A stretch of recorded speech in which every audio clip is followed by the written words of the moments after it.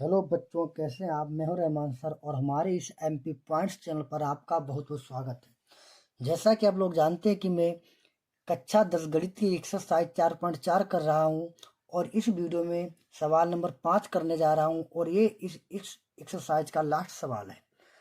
तो देखिए, प्रश्न हमारा क्या है कि क्या परिमाप 80 मीटर तथा क्षेत्रफल 400 मीटर स्क्वायर के एक पार्क को बनाना संभव है? यदि है तो उसकी लंबाई और चौड़ाई ज्ञात कीजिए।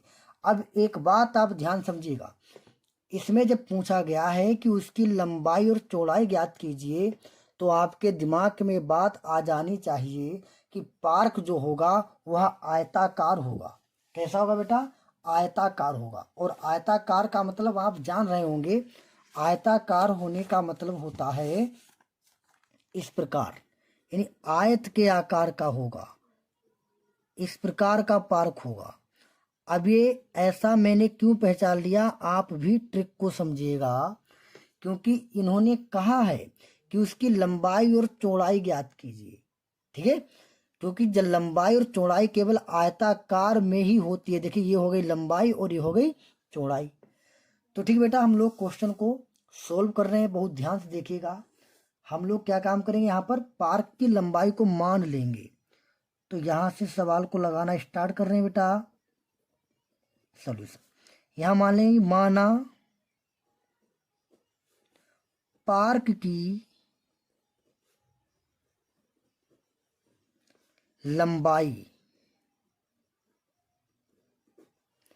माना पार्क की लंबाई बराबर x मीटर। समझ रहे हमारी बात को?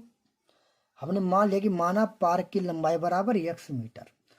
अब एक बात ध्यान समझिएगा, तुम्हें इसमें पार्क का परिमाप, पार्क का परिमाप आपको दिया रखा है। वो बेटा कितना? 80 मीटर। 80 मीटर ये आपको दिया रखा।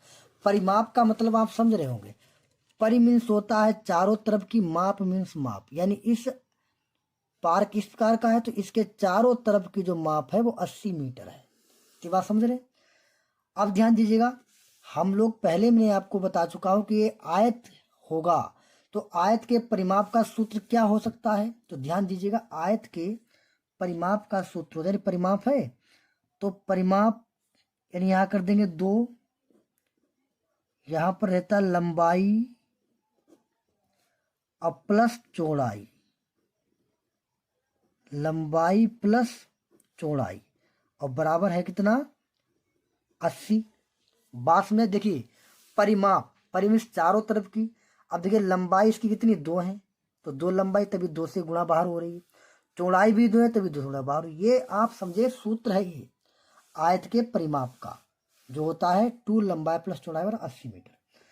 अब देखिए 2 तो आपका ऐसे ही रहेगा, लंबाई आपने मान ली कितनी? x है, तो यहाँ रख देंगे x प्लस चौड़ाई अभी आपको ज्ञात करनी है, तो चौड़ाई को आप चौड़ाई लिखा रहने दें, बराबर हो जाएगा 80।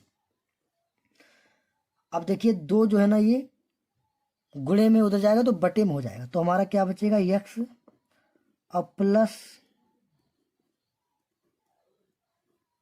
चौड़ाई बराबर 80, 2 गुणे में तो बटे में हो जाएगा, यानी क्या बचेगा हमारा? x प्लस चौड़ाई बराबर 40 मीटर। इतनी बात हमारी समझ रहे हैं? फिर यानी क्या काम करेंगे, हम केवल चौड़ाई निकालेंगे, तो हो जाएगा चौड़ाई बराबर 40। और ध्यान समझिए, ये x जो था वो हमारे प्लस में था, जब ये बराबर के उधर जाएगा तो ये माइनस का हो जाएगा, और आगे लिख देंगे इसके हम मीटर। इसका मतलब क्या हुआ कि पार्क की लंबाई जो तुम्हारे पास है वो x मीटर है, और जो पार्क की जो चौड़ाई आई है वो आपके पास 40 माइनस x मीटर है। इतनी बात बेटा समझ में आई कि नहीं आई? समझ में आ रही होगी। अब इसके बाद ध्यान से देखिएगा, हम लोग क्या काम करेंगे, हमें कुछ और भी दिया रखा सवाल में, कह रहे तथा इसका क्षेत्रफल जो है वो 40 मीटर स्क्वायर के पार्क को बनाना। अच्छा, इसका जो क्षेत्रफल वो 40 मीटर स्क्वायर है, तो आपको पता है जो आयत का क्षेत्रफल का फार्मूला होता है वो होता है लंबाई गुणे चौड़ाई बराबर क्षेत्रफल। जानते हैं आप, जैसे कि ये आयत है और इस आयत के क्षेत्रफल की बात करें अगर हम, तो फार्मूला होता है आयत का क्षेत्रफल बराबर लंबाई गुणे चौड़ाई, ये होता है हमारे, समझ रहे। तो अब क्या काम करें, यहाँ पर क्षेत्रफल में 400 मीटर स्क्वायर दिया रखा है, तो यानी यहाँ पर हम सूत्र लगा देंगे कि लंबाई गुणे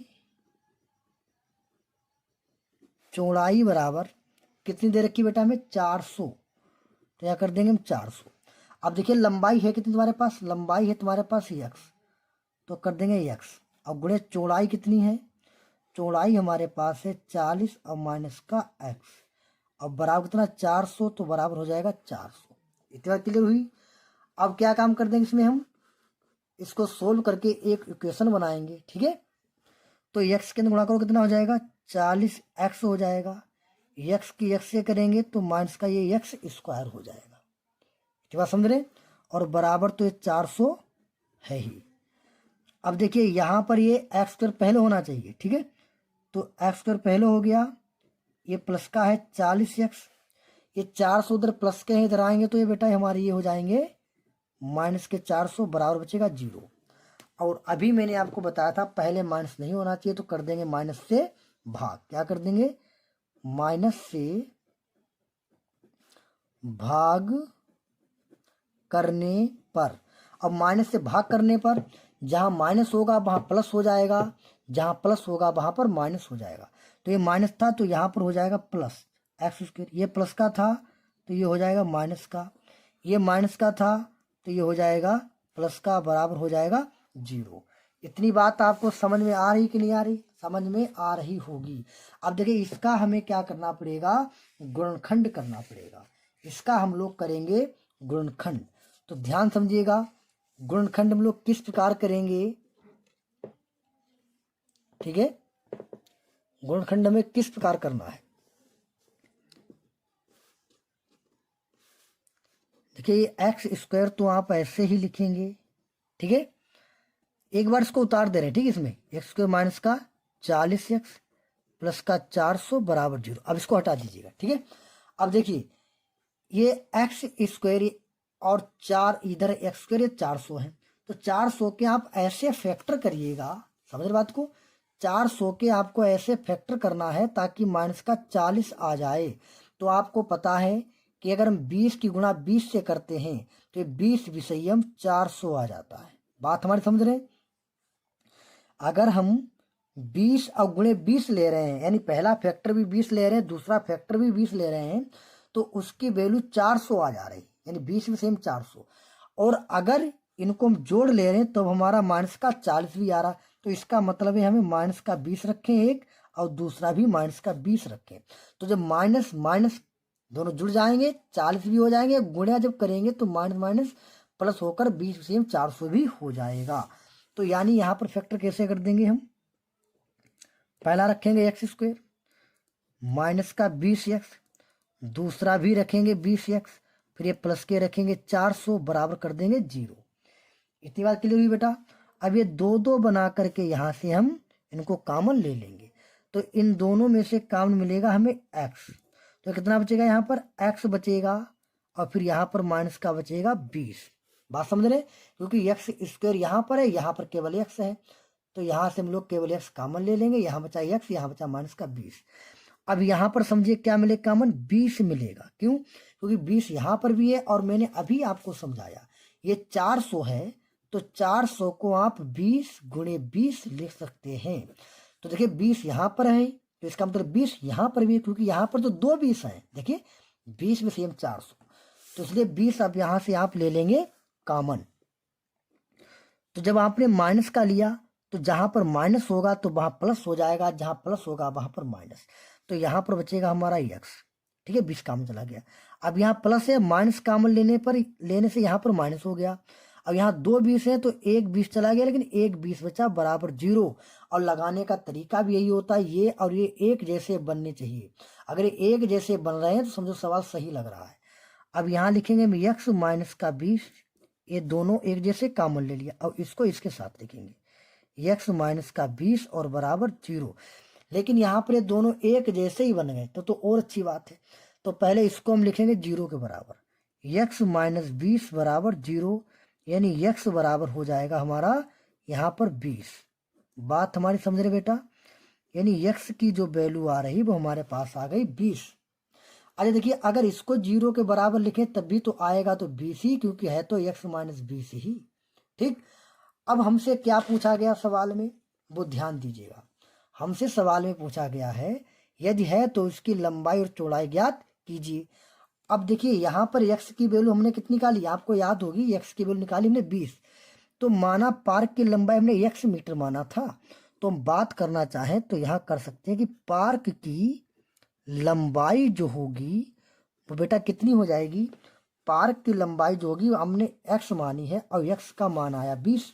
अभी मैंने आपको दिखेगा x का मान आया 20 और हमने पार्क की लंबाई को कितना माना, x माना है। तो यानी पार्क की जो लंबाई है वो बराबर आ गई है 20 मीटर। इतनी बात बेटा क्लियर हुई। ठीक, अब बात करते हैं पार्क की चौड़ाई की। तो यहाँ पर लिख देंगे हम लोग पहले पार्क की चौड़ाई। ठीक है, पार्क की चौड़ाई कितनी आएगी, तो देखिए पार्क की चौड़ाई थी कितनी, यहाँ पर देखिए ये है चौड़ाई थी 40 माइनस x, तो यहाँ पर लिखे हम 40 और x की वैल्यू अभी मैंने बताया कितनी 20 है, तो 40 माइनस 20 यानी कितना बचेगा, 40 से 20 जाएगा तो मतलब 20 मीटर चौड़ाई भी आएगी। और यही दोनों हमें आंसर निकालने थे। ठीक है बेटा, तो मैंने पार्क की लंबाई भी निकाल दी, पार्क की चौड़ाई भी निकाल दी। ये बेटा क्वेश्चन बहुत ही इंपॉर्टेंट है। आप लोग जो है ना बहुत ज़्यादा से ज़्यादा आप गणित को पढ़िएगा ताकि आपके अच्छे नंबर आ सकें। ठीक है बेटा, तो मैं उम्मीद कर रहा हूँ कि आपको ये क्वेश्चन समझ में आया होगा और आप लोग वीडियो रोक करके क्वेश्चन को उतार लिया करें ताकि आपके पास एक अच्छा सा नोट्स बन सके। तो ठीक बेटा, मिलते अगले वीडियो में, तब तक के लिए जय हिंद जय भारत।